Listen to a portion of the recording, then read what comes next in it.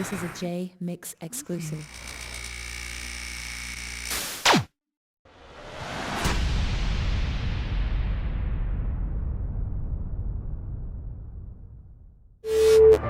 Time Warner wouldn't allow us to bail out Tupac. So what happened was we advanced Death Row the money, and Death Row bailed out Tupac. I imagine that Pac himself believed Suge bailed him out. But the truth is, we in Time Warner put up the money. I mean, look, I was definitely part of bailing out Tupac.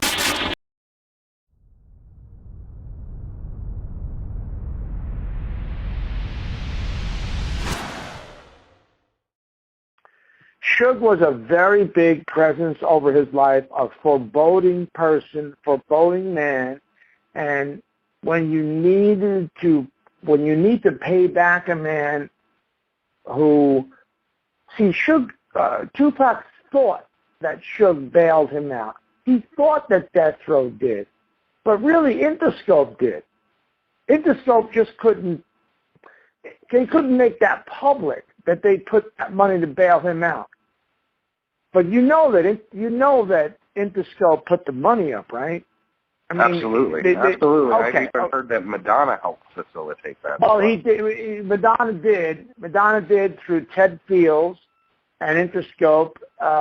Back then, millions of dollars wasn't readily available to an extent, but Madonna wouldn't hear anything different. She wanted to take care of her boy, and she really thought by putting up the bail money to an extent, and not all of it, but some of it, that Tupac would come out of jail and fall into her arms.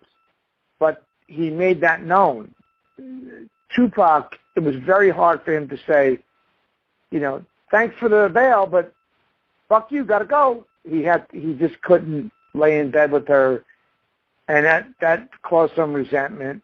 But a lot of people don't know that Interscope, the money that was put up to get him out, wasn't Suge, it was Interscope. It was the rich businessmen who did that, not the young, tough black guy smoking cigars. That was a great image, but that's not what it was.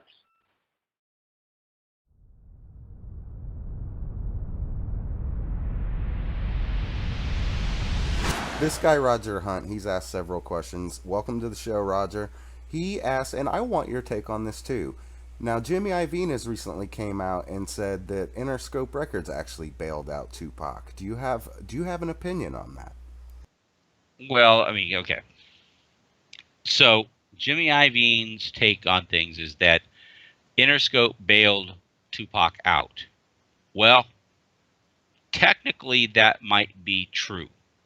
However, because Interscope wrote the check, okay, for part of it, not all of it, part of it. But the reason that Interscope wrote the check was because the money that they were using was Tupac's royalties. It was money that Tupac had already earned but had not been paid yet, and Interscope wrote the check for that. So now, from Jimmy Iovine's particular perspective, Interscope saved the day because, again, Tupac can't access that money without the distributor saying it's okay. So basically, to me, that's just like him trying to grab the glory, and I think it's insulting because it's actually not an accurate reflection of the truth. That's what happened. But from a technically correct perspective, it is true that Interscope Records wrote the check that paid for that part of the bail. Does that mean that Interscope bailed him out? No, Tupac bailed himself out.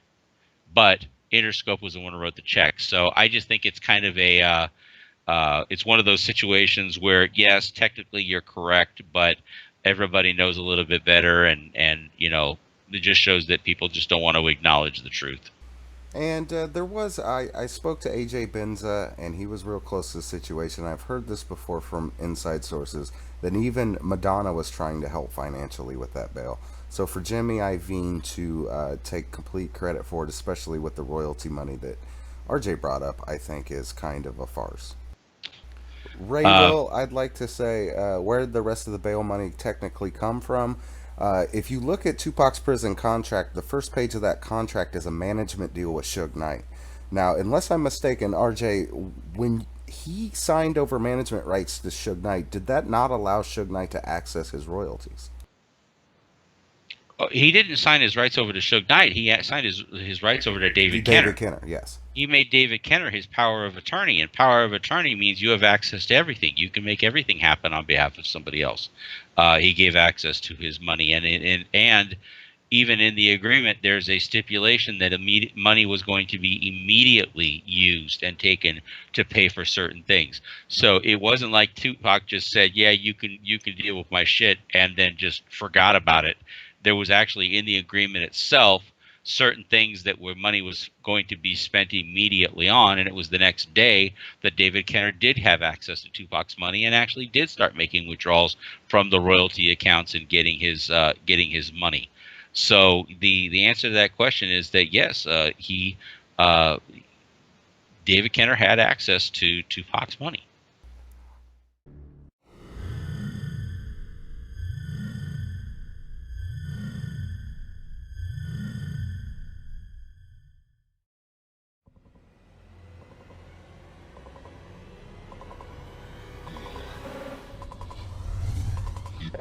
Yeah.